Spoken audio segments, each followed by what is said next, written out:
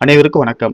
Ration அட்டைதாரர்கள் மற்றும் குடும்பத் தலைவிகள் அனைவரும் பயன்பெறும் வகையில் அவர்களுக்கு உதவித்தொகை வழங்குவதில் புதிய மாற்றங்கள் குறித்து தற்போது முக்கியமான மகிழ்ச்சியான அறிவிப்புகள் வெளியாகியுள்ளன. இதை பத்தி நம்ம வீடியோல பார்க்க போறோம். வீடியோவை கடைசி வரைக்கும் ஸ்கிப் பண்ணாம பாருங்க. வீடியோக்குள்ள போறதுக்கு முன்னாடி இந்த வீடியோக்கு லைக் பண்ண பிரஸ் பண்ணிக்கோங்க. இப்போ அந்த சேனலுக்கு முதன்முறையா இருக்கீங்கன்னா சப்ஸ்கிரைப் பண்ண பிரஸ் பண்ணிக்கோங்க. அப்படியே பக்கத்தில் இருக்கக்கூடிய பெல் ஐகான் பிரஸ் பண்ணிக்கோங்க. வாங்க வீடியோக்குள்ள போகலாம். தமிழகத்தில் தற்போது நடைமுறையில் உள்ள மகளிர் உரிமைத்தொகை திட்டத்தின் கீழ் தகுதியுள்ள மகளிருக்கு மாதம் 1000 ரூபாய் வழங்கப்பட்டு வருகிறது. இந்த திட்டம் அடித்தட்டு மற்றும் நடுத்தர குடும்பங்களுக்கு பெரும் நிதி உதவியாகவும் அவர்களின் வாழ்வாதாரத்தை உயர்த்தும் ஒரு முக்கிய தூணாகவும் அமைந்துள்ளது. இந்நிலையில்தான் வரும் ஆகஸ்ட் 15ஆம் தேதி சுதந்திர தினத்தை முன்னிட்டு தமிழக முதல்வர் விஜய் மகளிர் உரிமை தொகையை ரூபாய் 2500 உயர்த்தி வழங்குவது தொடர்பான புதிய அறிவிப்பு அல்லது திட்டமிடல் குறித்த செய்திகள் இணையதளத்திலும் சமூக வலைதளங்களிலும் வேகமாக பரவி வருகின்றன.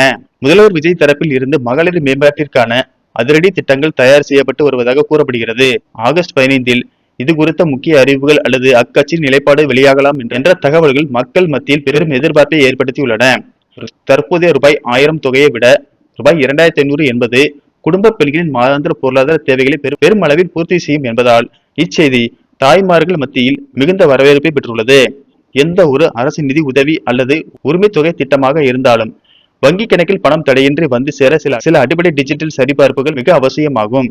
குறிப்பாக உங்களின் தற்போதைய உரிமை தொகை கணக்குடன் இணைக்கப்பட்டுள்ள விவரங்கள் சரியாக இருக்க வேண்டும் என தமிழக அரசு அறிவித்துள்ளது. இந்த நிலையில் மகளிர் உரிமை தொகை கிடைக்காத குடும்ப தலைவிகள் மனுக்களை தொடர்ச்சியாக அளித்து வரும் நிலையில் இது குறித்த கேள்விக்கு வருவாய் மற்றும் பேரிடர் மேலாண்மை துறை அமைச்சர் செங்கோட்டையன் பதிலளித்துள்ளார். இது குறித்து அவர் கூறுகையில், மகளிர் உரிமை தொகைக்கு ஆன்லைன் மூலமாக யார் வேண்டுமானாலும் விண்ணப்பம் செய்யலாம். அதை அரசு பரிசீலித்து சரியாக இருக்குமே ஆனால் அதை தேர்வு செய்யப்படும் அனைவருக்கும் உரிமை தொகை வழங்கப்படும் என்றார். இந்த நிலையில் இது குறித்து அமைச்சர் ரமேஷ் கூறுகையில், குடும்பத் தலைவிகளுக்கு மாதந்தோறும் ரூபாய் 2500 உதவித்தொகை கட்டாயம் வழங்கப்படும். இதுவரையில் வேறு ஏதேனும் திட்டத்தின் கீழ் உதவித்தொகை வாங்கியவர்களும் சரி அல்லது இதுவரை வாங்காத புதிய பயனாளிகளாக இருந்தாலும் சரி, விடுபட்ட அனைவருக்கும் இத்திட்டத்தை தொடங்கும் போது வங்கி கணக்கில் ரூபாய் 2500 செலுத்தப்படும் என்று தெரிவித்துள்ளார். நன்றி, வணக்கம்.